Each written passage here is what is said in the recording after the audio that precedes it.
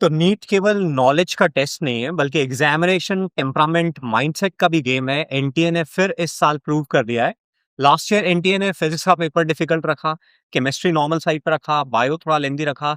इस बार एनटीए ने फिजिक्स को नॉर्मल रखा, बायोलॉजी को थोड़ा लेंदी कर दिया, केमिस्ट्री नॉर्मल रखा। तो आज समझते हैं कि किन किन पैरामीटर्स से डिसाइड होने वाला है कि कट ऑफ क्या रहेगा, कौन से बच्चे अच्छे कर पाए, और 2027 के एस्पिरेंट्स को क्या पॉइंट्स दिमाग में लेके चलना है। तो हम सबसे पहले फिजिक्स से स्टार्ट करते हैं। प्रतीक सर, आपका क्या कहना है फिजिक्स के पेपर को लेकर? सर 2025 के कंपैरिजन में अपन देखें तो ऑफ कोर्स ना तो सरप्राइजिंग क्वेश्चंस ज्यादा थे, ना कैलकुलेशन ज्यादा क्वेश्चंस में कराई गई है। मेजॉरिटी क्वेश्चंस ऐसे रहे जो टिक एंड मार्क अपन कह सकते हैं।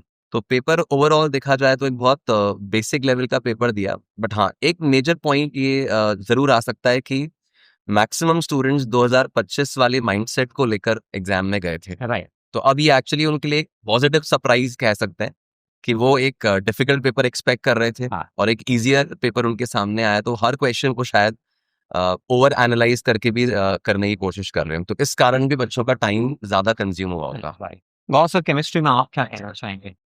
जी सर, केमिस्ट्री का पेपर कंपेयर करें लास्ट ईयर से तो थोड़ा सा माइल्डर साइड पर ही है, इजियर साइड पर है। हाँ। इसको अपन 23 के पेपर से कंपेयर कर सकते हैं, तो ये ऑलमोस्ट उस लेवल पर है। हाँ।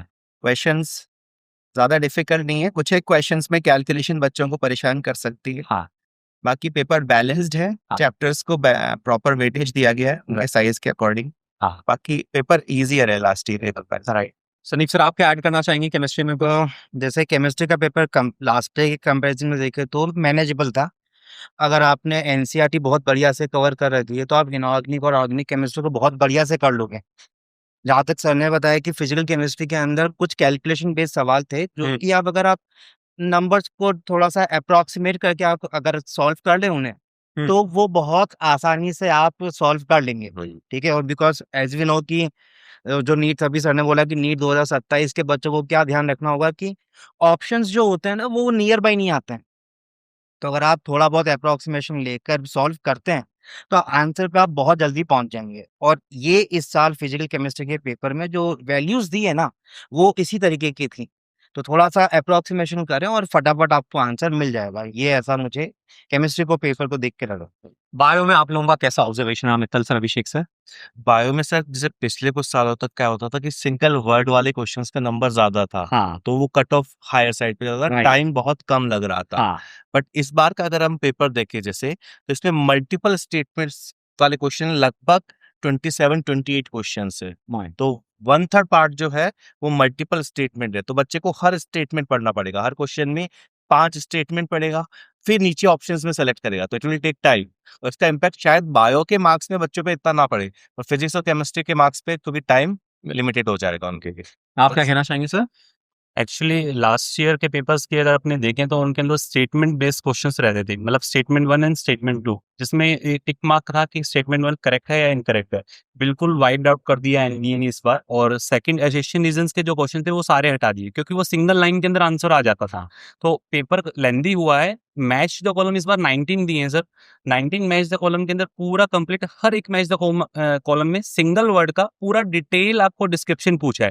तो आप जब मैच करने बैठते हो तो आपको पूरा कंप्लीट पढ़ना पड़ेगा। सिंगल सिंगल वर्ड अगर होते तो इजी हो जाता और है। टिक करते वक्त भी ध्यान रखना होता है। वही- इवन आपने वही। सही रीड कर लिया है, बट और इस वजह से जो क्वेश्चंस दिए हैं वो एक साथ, मतलब ऐसा नहीं है कि एक साथ सब पूरे लेंदी दे दिए। बीच बीच में वन वर्ड वाले क्वेश्चंस जो है सिंगल सिंगल करेक्ट वाले आंसर वाले दिए हैं, बट जो सिंगल वाले दिए वो थोड़े से ट्रिकी दिए हैं। हाँ। एक क्वेश्चन मैं बोलना चाहूंगा जो आउट ऑफ सिलेबस, एनएमसी के सिलेबस से आउट ऑफ सिलेबस बोल सकते हैं, बट एनसीईआरटी के अंदर जो प्रिंटेड एनसीईआरटी सीबीएसई देता है उसके अंदर सोलेनेसी फैमिली का फ्लोरल फॉर्मूला पूछ लिया है इस बार, जो नीट के सिलेबस में नहीं है सोलेनेसी फैमिली। बट फिर भी उसका फ्लोरल फॉर्मूला इस वजह से पूछ रहे क्योंकि एनसीईआरटी में जो फैमिलीज नीट के सिलेबस में वो नहीं दी हुई, एक फैमिली दी हुई है। हाँ। उस फैमिली से डायरेक्टली फ्लोरल फॉर्मूला आया है और बच्चे थोड़ा सा पैनिक किए हैं उस क्वेश्चन पे, क्योंकि बिल्कुल माइनर सा दर्दी करवाने की कोशिश की है उस क्वेश्चन। हाँ। तो एज कंपेरेटिवली अगर देखें तो बायो लेंदी थी। जो स्टूडेंट इस माइंड सेटअप से गया था कि मैं 45 मिनट्स में बायो कर लूंगा, तो इस पेपर के अंदर 45 मिनट्स के अंदर स्टूडेंट्स जो है वो सॉल्व नहीं कर पाएंगे। अराउंड 60 to 65 मिनट्स स्टूडेंट को लगे होंगे। राइट। उसका इम्पैक्ट फिर केमिस्ट्री एंड फिजिक्स पे भी सॉल्व करने में आया ही है। तो अपन पीसीबी की बात करें तो एनटीए ने 25 की कंपैरिजन में फिजिक्स की जगह बायो डाल दिया और बायो की जगह फिजिक्स डाल दिया। बच्चों के लिए एकदम सरप्राइजिंग हो गया और जो उन्हें 40-45 मिनट्स में पेपर को कंप्लीट करना था बायो वाला, वो थोड़ा टाइम बढ़ गया और इस वजह से फिजिक्स में वो क्वेश्चन जितना अटेम्प्ट करने चाहिए थे, उतना नहीं कर पाए। तो एज़ अ फैकल्टी जब हम लोग पेपर को देख रहे हैं, तो लग रहा है कि हमारा फिजिक्स काफी का सेक्शन एवरेज ईज़ी है, पेपर है। केमिस्ट्री का सेक्शन ईज़ी है, बट इन टोटैलिटी बच्चे को उस प्रेशर वाले माइंडसेट में अपन देखें, तो उसके लिए वो सरप्राइज़ हैंडल करना थोड़ा डिफिकल्ट है और इसीलिए कई बच्चों के क्वेश्चन्स छूटे भी हैं। तो अपन बात करें लाइक 2023 के कट ऑफ की, 2024 के कट ऑफ की बात करें, तो 22 में जैसे 596 के अराउंड कट ऑफ था और 23 में 610 के अराउंड कट ऑफ था, 24 में 652 गया और 25 में अपना 525 गया। तो अपन इसको किस रेंज में लेके चलें इस बार कट ऑफ को? क्या-क्या फैक्टर्स हैं जो कट ऑफ में मेजर चेंज लाने वाले हैं 2025-24 की कंपैरिजन में? मेजर फैक्टर तो ये है सर कि जो बायो एमडी आई उसकी वजह से फिजिक्स के कुछ क्वेश्चंस है। मोस्ट ऑफ स्टूडेंट्स का ऐसा रहता है, पहले बायोलॉजी सॉल्व करता है, after that chemistry and last में फिजिक्स। लास्ट ईयर के डर की वजह से फिजिक्स में लास्ट में चले गए हैं। ऐसा बिल्कुल, था। बिल्कुल। तो उस चक्कर में अभी लास्ट के अंदर जो जब फिजिक्स पे वो गया स्टूडेंट, हाँ, तो हाँ। ऑलमोस्ट टाइम उसका हो गया था, तो हर एक स्टूडेंट के 5 to 6 क्वेश्चन, किसी के 10 क्वेश्चंस जो हैं वो उसने छोड़े ही हैं। हाँ। उस वजह से cut off paper as comparatively easy था। अगर कंप्लीट होता तो बहुत अच्छे मार्क्स आते, बट कंप्लीट होने जैसा है नहीं कि 3 आवर के अंदर इसको कंप्लीट किया जा सके। तो 2022 एंड 2023 की जो कट ऑफ्स रही थी उसके आसपास इस बार जो है कट ऑफ्स रहने की पूरी चांसेस है। 2024 जैसा नहीं रहेगा और 2025 जैसा पेपर ही नहीं था हाँ, जैसा लास्ट ईयर था। हाँ, हाँ। तो ऐसा तो मतलब 22 की 596, 23 की 610, तो उसके अराउंड अपन बोल सकते हैं उसके कि around इसमें cut off उतना जा चेंज नहीं आएगा। जो बच्चे कैलकुलेशन में फंस गए, मेरे हिसाब से कुछ क्वेश्चंस ऐसे थे जो कैलकुलेशंस को लेके थोड़ा डिमांडिंग थे और बच्चों के फंसने के चांसेस हैं। ऐसे कुछ क्वेश्चन थे? हाँ सर, बिल्कुल, वहाँ पे ऐसे कुछ सवाल हैं जहाँ पे हाँ, कैलकुलेशंस नंबर ही उन्होंने ऐसे दिए हैं कि वो इजीली कट डाउन नहीं होगी। हाँ, आप उन्हें इजीली फटाफट सॉल्व नहीं कर पाओगे। वहाँ पे जैसा सर ने बताया अभी कि बायोलॉजी लेंदी था, फिर बच्चे की टेंडेंसी बिकॉज़ लास्ट ईयर के पेपर को देख के फिजिक्स बाद में करना है। हाँ, अब वो जैसे ही केमिस्ट्री के पेपर पे जाएँगे और वो जो कैलकुलेशन जो नंबर मैं बता रहा हूँ, अगर वो उनमें फँसे, तो अब बायो तो लेंदी थी, केमिस्ट्री के पेपर में वो कैलकुलेशन थोड़ी-सी ट्रिकी आ गई, तो उसका इम्पैक्ट बच्चों ओवरऑल का टाइम फिजिक्स में फिजिक्स के लिए पड़ा बचाए कि बहुत। बच्चे जो है ना फिजिक्स में क्वेश्चन शायद नहीं छोड़ के छूटे आ हैं, गए। बच्चों के हाँ, क्वेश्चन छूटे हैं, छूटे हैं, थोड़े बहुत एक क्वेश्चन छूटे 55 हैं। मिनट्स अराउंड लेकर वो फिजिक्स में गए हैं हाँ, हाँ, जी। और एक डिफरेंट माइंडसेट से गए हैं, तो ऑब्वियसली क्वेश्चन छूटने की पॉसिबिलिटी भी रहेगी, गलतियां भी होंगी। और एक वो माइंडसेट होता है ना कि लास्ट ईयर का पेपर डिफिकल्ट था, तो इस बार कदम-कदम पे आपको एक-एक सवाल फिजिक्स का देख के करना है। हाँ। मतलब गलती ना हो, सवाल सही हो, वो गलती ना करे, तो बच्चे आराम-आराम से एक-एक सवाल देख रहे होंगे। तो पेपर छूटना तो लाज़िम-सी बात है यहाँ पे। इवन अपन ने आरजी में भी पेपर्स लेते वक्त दोनों स्पेक्ट्रम के दोनों एंड्स कवर किए थे। अपन दोनों इजी ends का, साइड हाँ, पे भी हाँ, पेपर रखे definitely। थे और टफ साइड पे भी रखे थे। बिल्कुल और बिल्कुल बच्चों से काफ़ी मेरी बायोलॉजी के बारे में बात हुई पर्टिकुलरली, तो बायोलॉजी के लिए बच्चे कह रहे थे कि हमारे लास्ट के पेपर्स में मार्क्स कम आते थे और हम टीचर्स के पास रोते-रोते जाते थे और अभिषेक सर, मित्तल सर दोनों हमें यही बोलते थे कि देखो, ये हर तरह की वैरायटी के लिए आपको प्रिपेयर रहना है, हर तरह के सरप्राइज़ के लिए प्रिपेयर रहना है। और बच्चे खुश थे कि हम बायोलॉजी के उस तैयारी की वजह से एग्ज़ाम में डगमगाए नहीं। हमारा माइंडसेट उस तरह का था मैचिंग और उन सबको कवर करने का। ये बच्चों और का ये कहना था comfortably कर पाए। कि हाँ, इससे डिफिकल्ट पेपर हमने आरजी में सॉल्व किए हुए हैं। एग्ज़ैक्टली, एग्ज़ैक्टली, बायो में इससे डिफिकल्ट सॉल्व किया हुआ है। Right, right, right, right. बिल्कुल सही बात है। तो अपन 2026 के बच्चों को यही बोलेंगे, यार आप 2 साल, 3 साल, 4 साल से मेहनत कर रहे हो।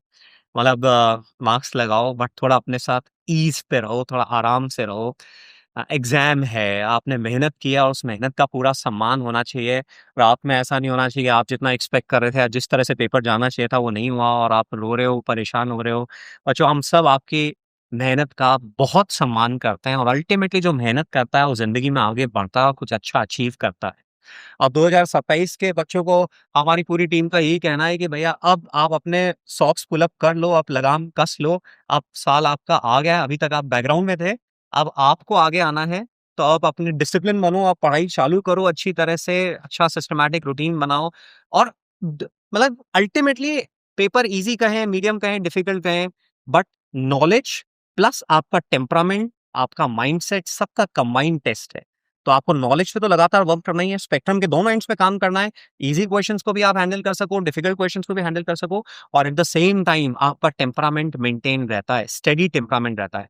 तो ये जो टेम्परामेंट है, वो लास्ट में नहीं बनता, आपका थ्रू आउट साल भर बनता है कि क्लासेस में भी आपका स्टडी टेम्परामेंट है, पढ़ाई करते वक्त स्टडी टेम्परामेंट है, एग्जाम में स्टडी टेम्परामेंट है। टेम्परामेंट पे काम करना है, अच्छी तरह से मेहनत करनी है। So all the best, good luck to all the JEE NEET 26 aspirants